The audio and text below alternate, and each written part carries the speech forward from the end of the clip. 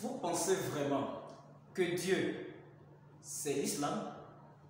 Est-ce que vous pensez vraiment que Dieu se limite au christianisme et les musulmans qui ne sont pas chrétiens?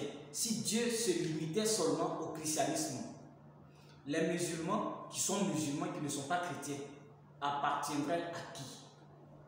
Si Dieu ne se limitait qu'à l'islam, les chrétiens qui ne sont pas des musulmans, ils appartiendraient à qui? Et puis, ceux qui ne sont ni chrétiens ni musulmans, ceux-là ne sont pas des enfants de Dieu. Il faudrait qu'on puisse se ressaisir dans cette histoire de religion et dans cette histoire de Dieu. Jésus ne peut jamais remplacer Dieu. Mahomet ou Mohamed ne peut jamais lui aussi remplacer Dieu. Dieu est plus que ces deux prophètes. Ça me fait mal lorsque certaines personnes assimilent Dieu à Jésus et à Mohamed. Dieu est plus que ça. Dieu, c'est l'abondance. Mais Mahomet ou Mohamed a eu ses failles. Jésus, lui également, a eu ses failles. Est-ce que c'est vraiment toutes les actions que Jésus a posées qui sont inscrites dans la Bible? Est-ce que c'est vraiment toutes les actions que Mohamed ou Mahomet a posées qui sont contenues dans le Coran?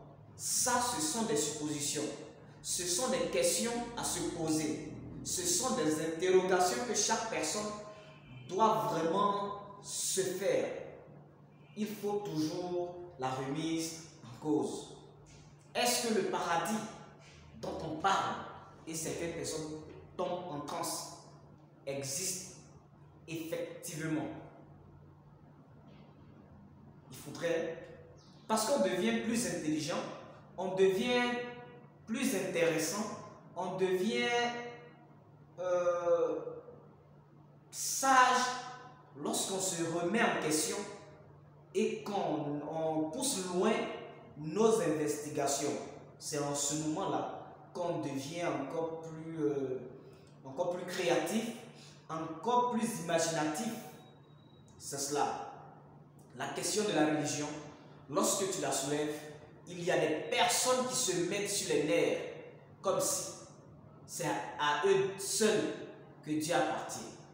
Dieu appartient à tout le monde.